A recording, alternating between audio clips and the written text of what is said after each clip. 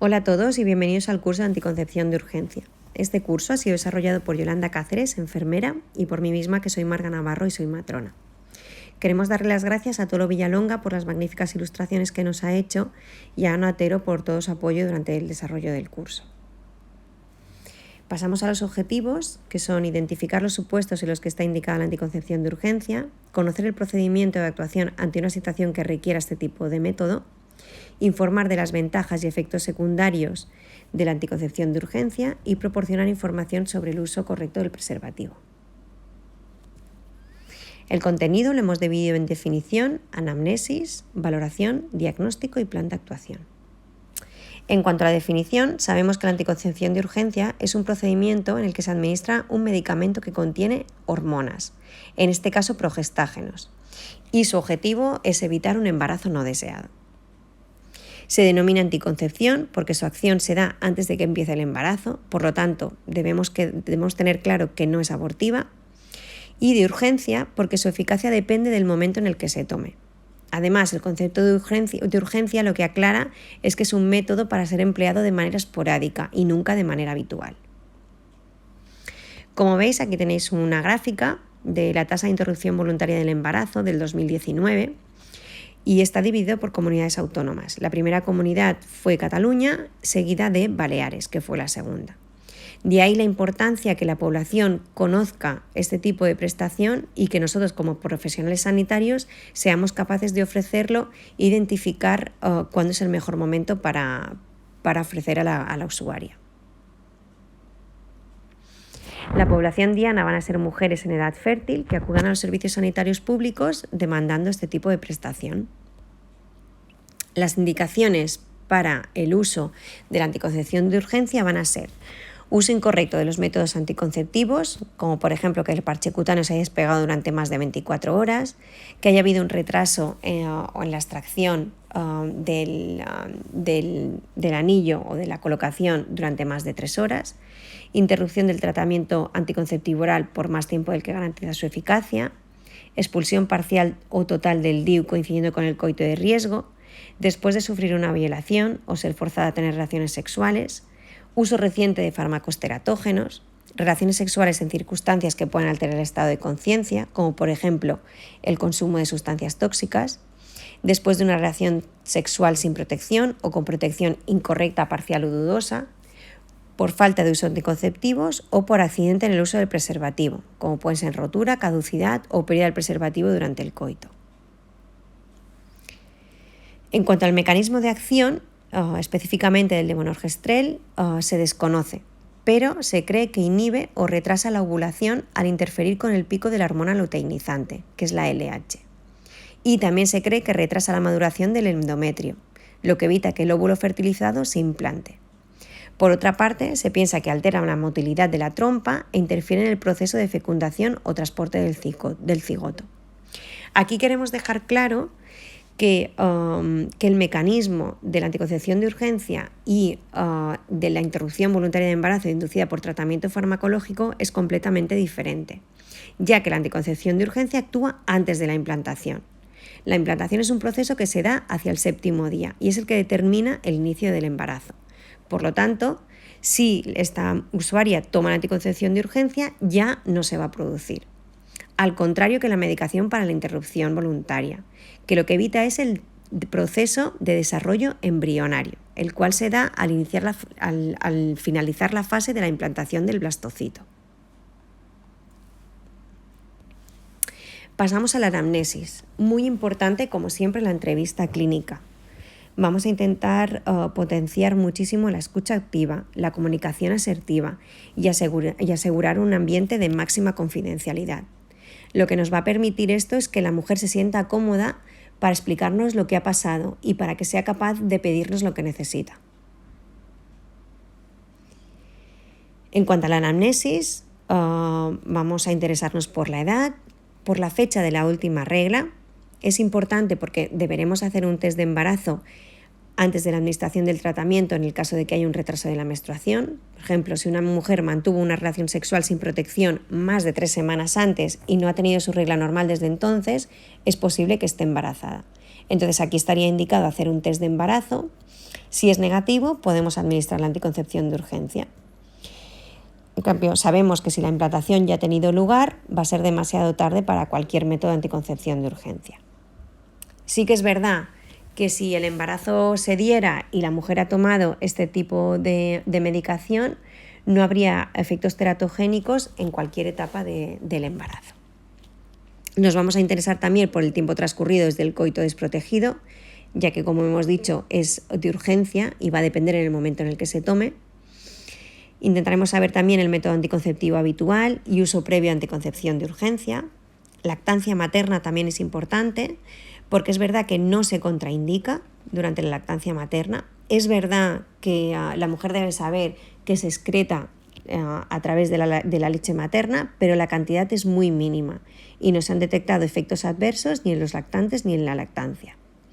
El fabricante recomienda evitar la lactancia durante las 8 horas posteriores a la toma del medicamento, pero otros estudios no lo recomiendan debido a la cantidad tan mínima que se excreta. Deberemos conocer también los antecedentes familiares y los antecedentes personales. Dentro de los antecedentes personales, patologías previas, ya sean enfermedades psiquiátricas, síndromes de mala absorción intestinal, insuficiencia hepática grave, antecedentes de embarazo ectópico, salpingitis, factores de riesgo cardiovascular incluyendo problemas de coagulación, tromboembolismos, hábitos tóxicos, alcohol, tabaco, otras drogas, fármacos y alergias farmacológicas. Debemos saber los fármacos que toma de forma habitual, porque hay algunos fármacos que sí que hacen que la eficacia pueda verse reducida. Estos fármacos serían los inductores enzimáticos, algunos antiepilépticos, antirretrovirales, la planta medicinal Hipericum perforatum, que es la hierba de San Juan, antifúngicos, antivirales, antituberculosos, antibióticos, ciclosporinas, como aquí podéis ver en esta lista. También nos interesaremos por los embarazos y abortos previos. En cuanto a la valoración, vamos a valorar el estado general, pero también tendremos que valorar la madurez psicológica y emocional, en especial a las mujeres entre 12 y 16 años. La Ley 41/2002 del 14 de noviembre considera a la menor madura a toda paciente o usuaria menor de 16 años que, según el criterio de la profesional sanitaria, tenga capacidad intelectual y emocional para entender la información que se facilita y el alcance de la intervención referente a su salud. Esto nos demuestra que si una usuaria de 12 a 16 años viene a consultar al centro de salud por este tipo de método, tenemos que tenerlo en cuenta y el consentimiento de la menor resultaría suficiente para la dispensación de este tipo de anticoncepción. También es importante valorar la edad de la persona con la que ha tenido la relación sexual, ya que el Código Penal castiga con carácter general la realización de actos de carácter sexual en menores de 16 años. Sí que es verdad que el consentimiento libre de la menor de 16 años excluirá la responsabilidad penal cuando el autor sea una persona próxima a ella por edad y grado de madurez. Con 16 años cumplidos, hay presunción legal del grado de madurez y se adquiere la mayoría de edad sanitaria, excepto para actuación de grave riesgo, en el que no está incluida la anticoncepción de urgencia.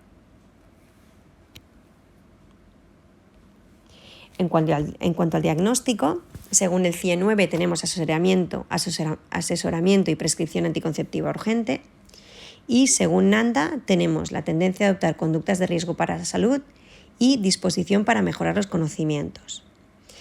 Probablemente el que más se adapta a este tipo de situaciones sería el primero, la de tendencia a adoptar conductas de riesgo para la salud. En cuanto al plan de actuación, deberemos tener en cuenta que haremos una actuación conjunta con otros profesionales en las siguientes situaciones. Con el médico, en caso de interacciones farmacológicas, se aconseja doblar la dosis de la contracepción. En menores de 12 años, si la relación ha sido no consentida o en situaciones que puedan alterar el estado de conciencia, ya que habría que activar el circuito de comunicado de lesiones y violencia. si hay antecedentes de tromboembolismos, si han pasado de 72 a 120 horas del coito y si hay sospecha de riesgo de infecciones de transmisión sexual. También actuaremos conjuntamente con la matrona o el matrón en el caso de que la prueba de embarazo diera positiva, que en este caso derivaremos a la mujer a la unidad de atención a la mujer. En cuanto a las intervenciones, vamos a hacer un test de embarazo, como hemos dicho antes, en el caso de que haya un retraso. Vamos a registrar el consentimiento informado y aquí vamos a valorar la madurez. Y entonces, si es menor de 16 años, valoramos el grado de madurez de la usuaria. Si viéramos que no es el adecuado, deberíamos escucharla y el consentimiento lo dará su representante legal. Después también deberemos informar sobre la eficacia del método, efectos adversos y cómo actuar en diferentes situaciones. Y por último, suministrar el tratamiento.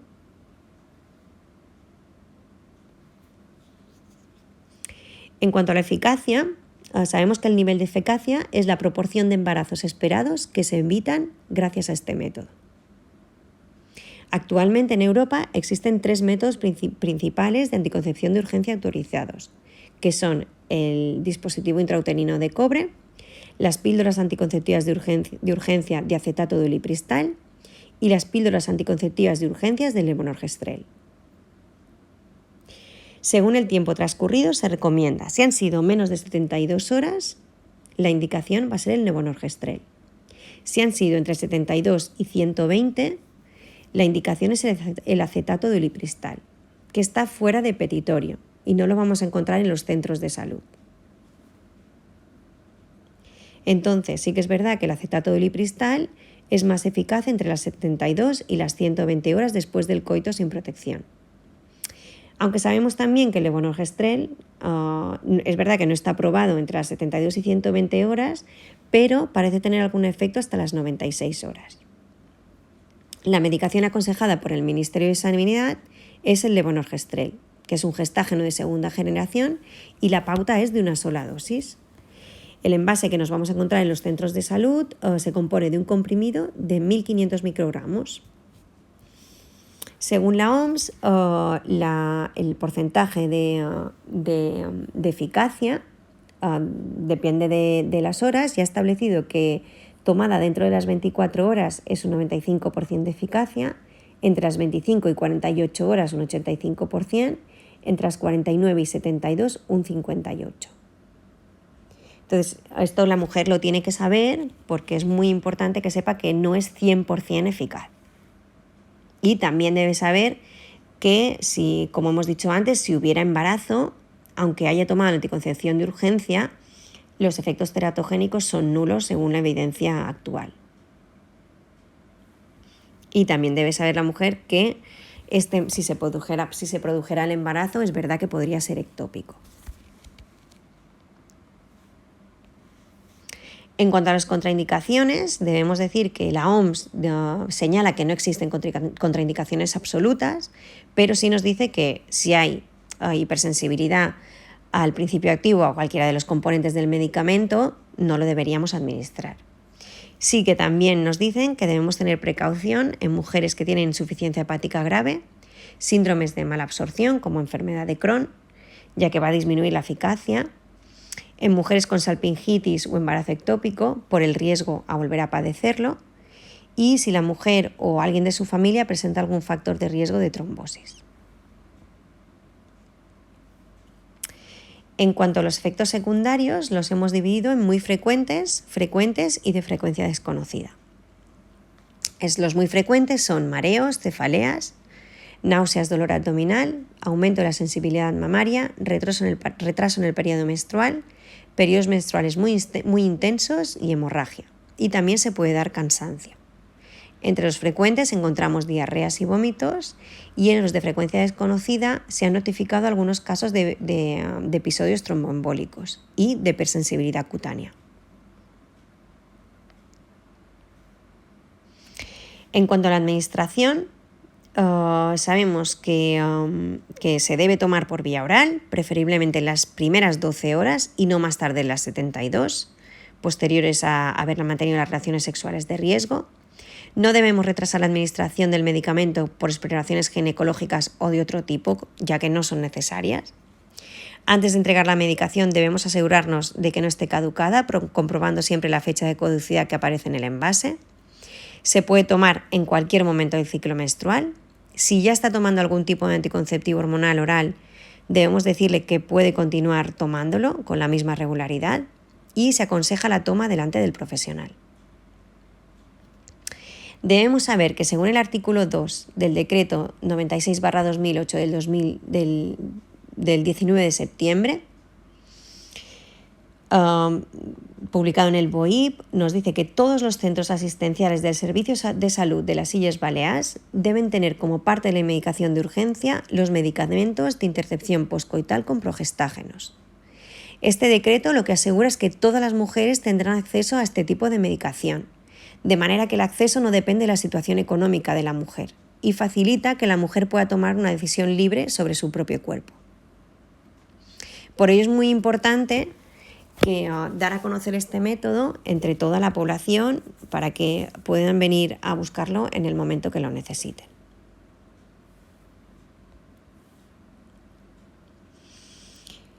También debemos advertir a la mujer que en caso de vómitos, antes de las 3 horas de la toma del medicamento, debería volver al centro de salud para la toma de una nueva dosis, porque significará que no se ha absorbido lo suficiente para que sea eficaz.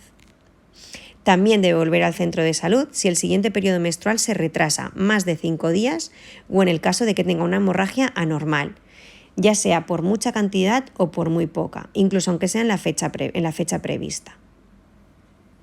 Debemos dar información acompañada del folleto sobre la píldora poscoital y el uso del preservativo.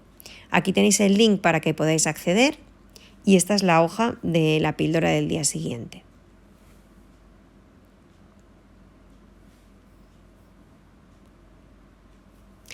Debemos informar que si tiene relaciones sexuales durante el tratamiento puede no ser efectiva, que la toma del levonorgestrel no contraindica la toma de su medicación hormonal regular, como hemos dicho. Si la relación fue de riesgo, no estará protegida ante infecciones de transmisión sexual y será necesario realizar exploraciones complementarias. Debemos recalcar que la anticoncepción de urgencia no va a proteger de este tipo de infecciones, incluido el VIH. Y debemos aprovechar para hacer incidencia que el preservativo sí que previene contra todo tipo de infecciones de transmisión sexual, incluido el VIH, y que existen preservativos tanto femeninos como masculinos y son igual de eficaces y seguros. Es verdad que los femeninos no son de uso tan extensivo como son los preservativos masculinos, pero debemos informar a las mujeres de que existen.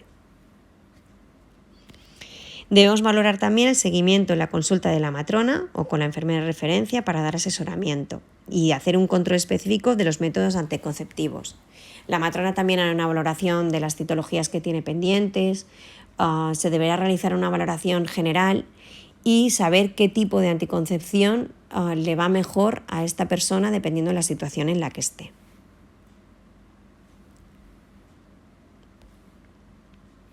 Puntos clave durante la visita de demanda de anticoncepción serían la entrevista clínica, que como hemos dicho, máxima confidencialidad, siempre respetando decisiones y opiniones. Y aquí, pues lo que hemos dicho, anamnesis, edad, fecha de la última regla, tiempo transcurrido, método anticonceptivo habitual, uso previo de anticoncepción de urgencia, antecedentes personales familiares, valorar ausencia de contraindicaciones para la toma de anticoncepción de urgencia y lactancia materna. Debemos registrar el consentimiento verbal. Si se trata de una menor de 16 años, siempre valorar el grado de madurez. Si no fuera adecuada, deberemos escucharla y el consentimiento lo dará el representante legal. Y la información proporcionada siempre debe incluir la eficacia, posibles efectos adversos y recomendaciones generales. Y entre las recomendaciones generales, sobre todo decir que si hay vómitos o que hay un retraso en la regla, debe acudir al centro de salud. Y sobre todo siempre resolver dudas de la mujer. La mujer debe salir del centro de salud con todas las dudas resueltas para que después no tenga problemas y bueno, siempre dejar la puerta abierta a futuras visitas o a cualquier duda que quiera resolver. Nunca debemos hacer juicios de valor, no culpabilizar a la mujer ni estigmatizarla, no tener actitud paternalista, sobre todo con las mujeres que son menores de edad, no cerrar la puerta a la mujer para próximas consultas y no vulnerar la confidencialidad. Como conclusiones, la OMS considera que la anticoncepción de urgencia es un método seguro y eficaz que se debe incluir en los programas de salud y fomentar la accesibilidad. El abordaje debe ser desde atención primaria y es necesario personal formado y sensibilizado, especialmente las personas que trabajan con colectivos más vulnerables. Y es básico, como sabéis, la educación afectivo-sexual en los centros educativos. Si tenéis cualquier duda o pregunta, nos podéis preguntar a Yolanda y a mí, que estaremos encantadas de resolver cualquier tema que nos queráis preguntar. Y hasta aquí, pues muchísimas gracias por vuestra atención y cualquier cosa que necesitéis nos podéis preguntar.